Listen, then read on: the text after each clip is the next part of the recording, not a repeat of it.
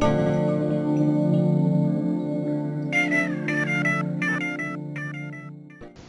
quería hablar del discurso científico. El discurso científico sacralizado. Es decir, tenemos que distinguir entre la ciencia propiamente dicha y el discurso que emana de la ciencia y que de alguna manera es un discurso que, obedece intereses también. No es solo un discurso objetivo en donde no hay nada fuera de la objetividad. Por lo tanto, es algo que incluso se lo difunde de un modo y se le da tal importancia que la tiene, pero yo creo que acá hay algo más. Me parece que aquí se apunta a un efecto sacralizador, ¿no? Como que se torna un discurso sacralizado. Y eso es lo que yo quiero analizar en este espacio de aquí, ¿no? Digamos que el discurso científico, al estar sacralizado, se transforma en algo de alguna manera negativo. La ciencia o sus descubrimientos y sus conjeturas o sus evidencias se tornan o son una parte de la verdad, no es la verdad, es una parte de la verdad. Es lo vinculado al experimento, a la investigación que se comprobó y que está relacionado con un reduccionismo. No deja de ser un reduccionismo, ¿no? Porque para corroborar algo en la ciencia hay que eliminar un montón de variables para que no alteren lo que se busca demostrar, ¿no? La causa y el efecto que se busca demostrar, por lo general. Por lo tanto, es un reduccionismo, ¿no?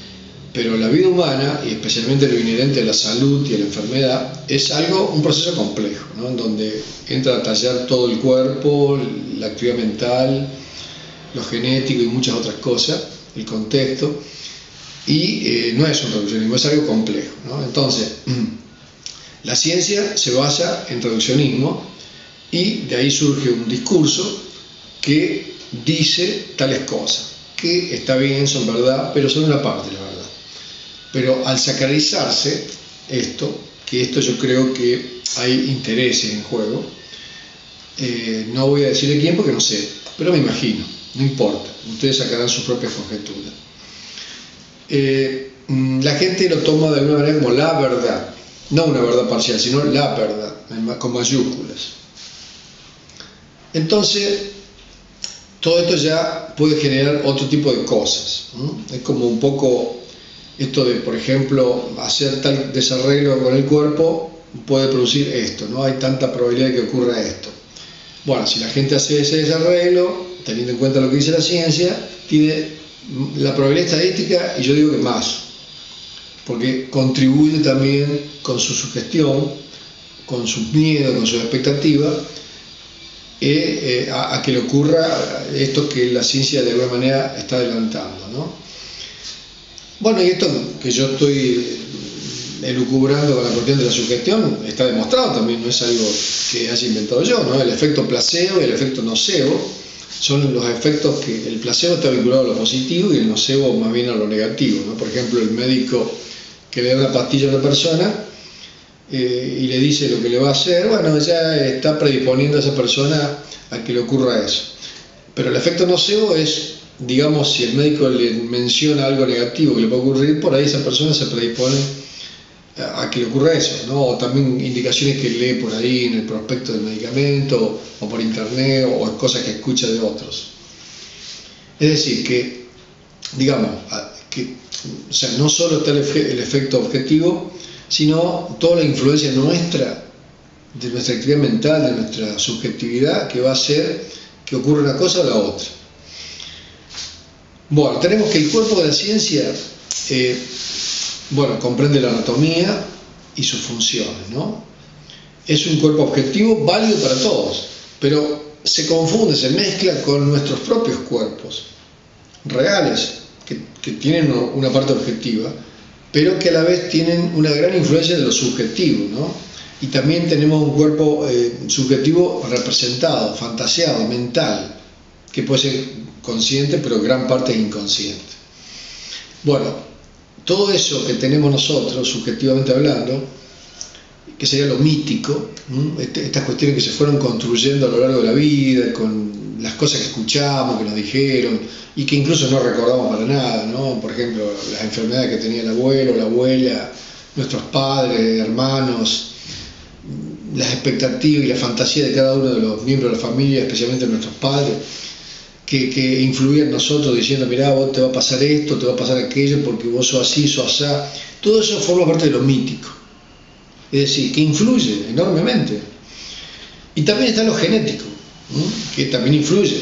Es decir, nosotros tenemos predisposiciones que no son las mismas que otras personas.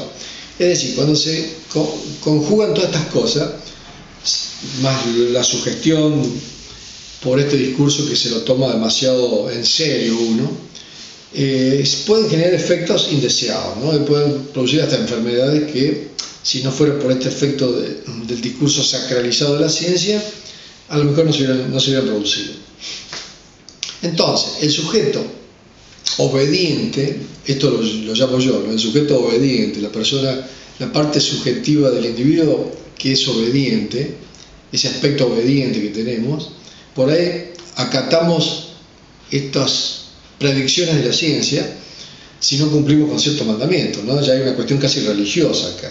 Justamente al sacralizar demasiado la voz de la ciencia o el discurso científico, estamos predisponiéndonos casi religiosamente, valga la paradoja, ¿no? Que la ciencia justamente es algo objetivo que de alguna manera combate todo esto y resulta que por una vía indirecta llega a lo mismo, ¿no? O fomenta lo que quiere combatir, que es lo religioso y lo mítico. Combatir, digamos, quiere eliminar de la parte del discurso científico las cuestiones no demostradas, pero sin saberlo o sabiéndolo, no sabemos todavía, predispone y genera ciertas cosas paradójicas, ¿no? E irónicas. Entonces tenemos que nosotros podemos ser sujetos obedientes que si no acatamos ciertos mandamientos de la ciencia nos enfermamos, ¿no? Por ejemplo, si fumamos, podemos tener más predisposición a que, más de lo que dicen las estadísticas inclusive, pues ya por una cuestión singular nuestra, a desarrollar un efisema o un cáncer de pulmón o algo por el estilo, porque estamos también con toda esa cuestión, ¿no? En la cabeza, no solo el efecto objetivo, sino también toda esta cuestión. Y si comemos grasa, a lo mejor sentimos que nos sube el colesterol, o si no hacemos gimnasia, sentimos que el corazón empieza a andar mal, o que nos vamos a enfermar de una enfermedad cardiovascular por la falta de gimnasia o alguna otra cosa, ¿no? Entonces yo creo, esta es mi conjetura final o mi hipótesis o mi tesis casi, que las personas de esta era enferman, entre otros motivos, por absorber en exceso la palabra de la ciencia. La palabra de la ciencia prácticamente ha reemplazado a la palabra de Dios, ¿no? A la palabra de la religión, ¿no? Que de alguna manera están en cierta forma desprestigiadas desde un punto de vista científico, estricto y objetivo, ¿no? Y eso me parece que es malo, es perjudicial y genera, y no solo que es perjudicial, sino que genera enfermedad. Esto es lo que yo veo, lo que yo creo, ¿no? A lo mejor estoy equivocado, pero es lo que quise exponerle a ustedes hoy. Bueno, muchas gracias por haberme escuchado.